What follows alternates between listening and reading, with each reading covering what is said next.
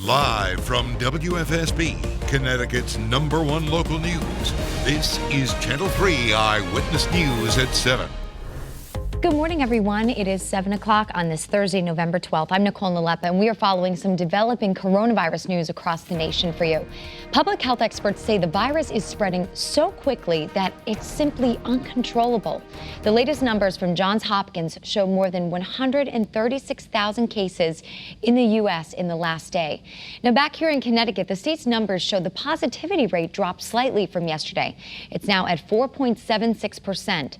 We also know that 9 more people have died from the virus, and there are 36 more people in the hospital this morning. Health officials are warning that we could be in for a long, cold, dark winter. Yale New Haven doctors forecast Connecticut seeing a peak in cases later this year, and that's if the numbers continue to go in the wrong direction. We're going to have more on this story coming up, but let's get a check of the forecast now with Scott. Hey, Nicole, thanks so much. All right, let's take you out right now and show you the deficit. Got a little bit better yesterday. We picked up about 4/10 of an inch at Bradley, 7/10 of an inch in Bridgeport, which is really good, making the deficit there less than 2 inches. We're still at 10 inches in Bradley, but we hope to make a little bit more of a dent over the next couple of days with some showers that are going to be moving through the state.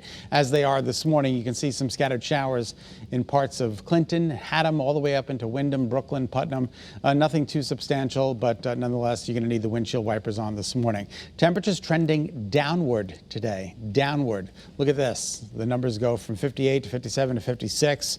It's going to be kind of a raw day today. No more 70s. The 70s are gone. And we do run the risk for scattered showers. So grab the umbrella, carry it with you, rather to be safe than sorry. And grab a jacket as you're heading out the door. It's going to kind of be like a raw feeling today. You don't need the heavy winter coat, but grab a light jacket. More of the same for the shoreline. Temperatures will be in the mid-50s. We've already achieved our highs. It was 65 degrees this morning, but those numbers are now dropping back. As you can see, we're in the low 50s. And throughout the day today in northwest Connecticut, those numbers are going to sneak into the mid to upper 40s. So it's going to be a kind of a cold, raw day today and another cold and raw day tomorrow. The winds are out of the northwest, anywhere from 9 to 14 miles an hour.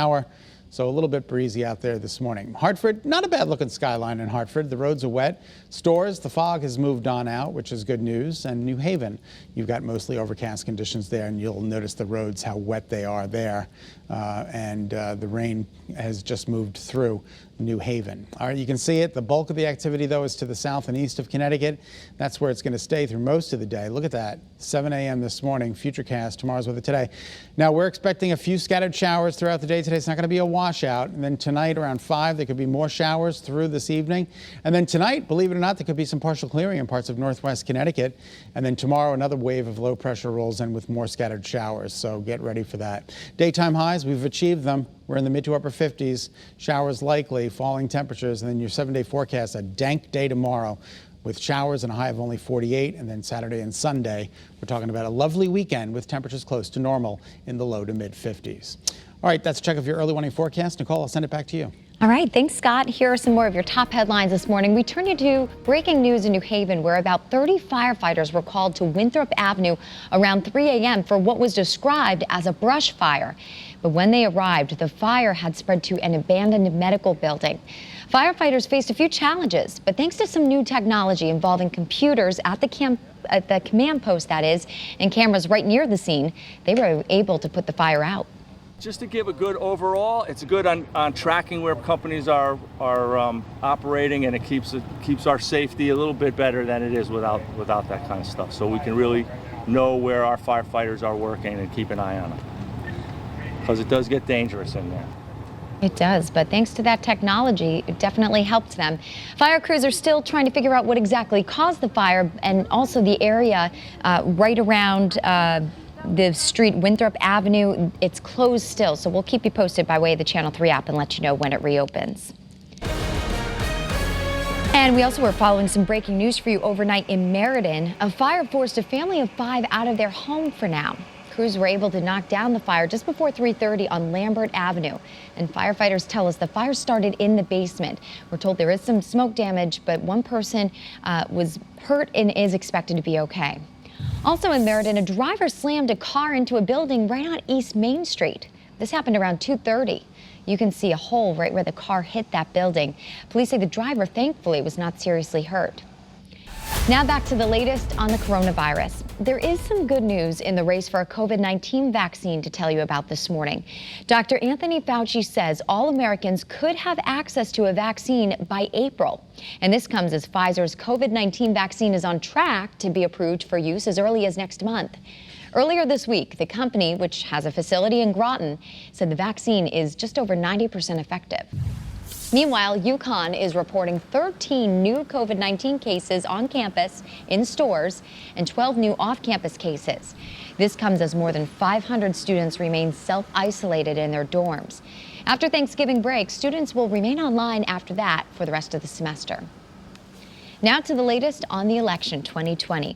President Trump is continuing to challenge the results of the election, filing more lawsuits in battleground states. But election officials say they have seen no widespread evidence of voter fraud. Meanwhile, President-elect Joe Biden is getting ready to take over after naming his White House chief of staff last night. Channel 3's Deborah Alfarone has the latest now from Washington. President-elect Joe Biden has named Ron Klain as his chief of staff. Klain was Mr. Biden's right-hand man at the start of his vice presidency and later became President Obama's Ebola czar. One of the key touchstones of what we did during the Ebola response in 2014, 2015 was to let science and expertise drive the response and not let politics drive the response. The president-elect is expected to announce a number of cabinet positions this month. Vermont Senator Bernie Sanders was asked by CNN if he would like to be Labor Secretary. If I had a portfolio that allowed me to stand up and fight for working families, would I do it? Yes, I would. Mr. Biden is moving ahead with the transition despite President Trump's refusal to concede. While many Republicans are supporting the president's fight, all eyes are now turning to Georgia, where two runoff Senate races are drawing national attention. All eyes in this country are on Georgia. Republicans need to win just one of the two races in January to give them control of the Senate and the ability to put a check on the Biden administration. The showdown of all showdowns in terms of politics and what it means. Yesterday, Georgia's Secretary of State authorized a recount in the presidential race, though Mr. Biden's 14,000 vote lead is unlikely to be overturned. This will help build confidence. It will be an audit, a recount, and a recanvass all at once. Election officials across the country say they've seen no evidence of widespread voter fraud. Deborah Alfarone, CBS News, Washington. Thank you so much for tuning in to Eyewitness News on this Thursday morning. Remember, you can get any news and weather updates anytime on the Channel 3 app. Have a great day, everyone.